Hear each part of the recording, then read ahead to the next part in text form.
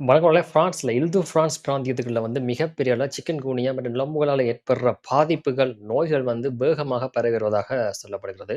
வழமைக்கு மாறாக எந்த ஒரு இடங்களுமே இல்லாத அளவுக்கு இந்த காலத்துல இந்த நுளம்பின் தாக்கம் வந்து மிக வேகமாக அதிகரித்திருப்பதாக சொல்லப்படுகிறது. முக்கியமாக இந்த புலி நுளம்பு அப்படி டைகர் தான் அது பேரே சொல்லப்படுகிறது.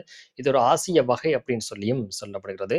விடிய காலமா இருக்கட்டும் சரி, இல்ல மத்தியானத்துக்கு பிறகான காலங்கள்ல இருக்கட்டும் சரி, மிக வேகமாக நிறைய பேருக்கு வந்து அது கடிப்பதாக சொல்லப்படுகிறது. இந்த கடிக்கிறதால வந்து பலர் வந்து துன்பப்படுவதாகவும், பல வருத்தங்களுக்கு வந்து சிக்கன் குனியா உட்பட வருத்தங்கள் வந்து தொற்று வியாதிகள் வந்து மிக அதாவது துலம்பால தொற்று ஏற்படுற அந்த வியாதிகள் வந்து அதிகரித்திருப்பதாக சொல்லப்படுகிறது.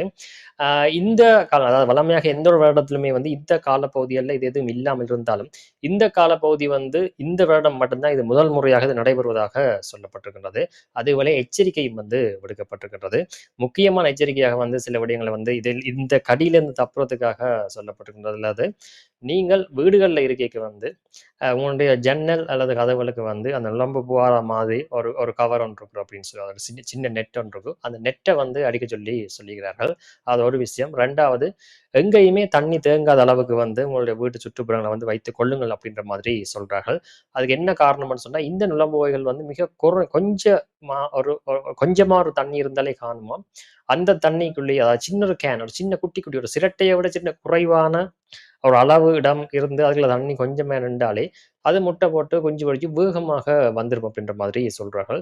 அப்படி எதையுமே வைத்துக் கொள்ளாதீர்கள் அப்படின்ற மாதிரி சொல்லிக்கிறார்கள். காரணம், இவ்வளவு வறட்சியான காலநிலையில கூட வந்து இன்னும் தொடர்ச்சியாக இது வந்து இந்த நுளம்புகள் வேகமாக பரவி மக்களை வந்து ஒரு மிகப்பெரிய துன்புறுத்தலுக்குள்ள ஆக்கியிருக்கிறது.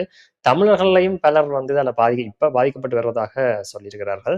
உண்மையில பாரிஸ் பிராந்தியத்தில வந்து இது வேகம் அதாவது 80% மான அந்த அந்த வருத்தம் வந்து இப்ப நுளம்புகளால் ஏற்படுறது பாரிஸை சுத்தி இருக்கிற புறநகரங்களும் தான் அப்படின்ற மாதிரி சொல்லப்பட்டிருக்கின்றது.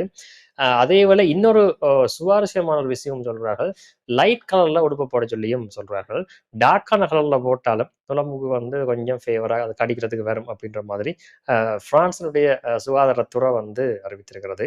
இதெல்லாம் தாண்டி சில திரவங்கள் இருக்கிறது, ஸ்ப்ரே பண்ணக்கூடிய விஷயங்கள் நுளம்புக்கு எதிராக அந்த விடயங்களையும் வந்து பாவிக்க சொல்லி சொல்லியிருக்காங்க. அதாவது தனியா அது மட்டும் தீர்வு அப்படின்னு சொல்லி போகாமல் இருக்கிற விஷயம் எல்லாத்தையும் செய்து கொண்டு அதையும் வந்து நீங்கள் பாவித்துக் கொள்ளுங்கள் அப்படின்ற மாதிரி சொல்லியிருக்கிறார்கள்.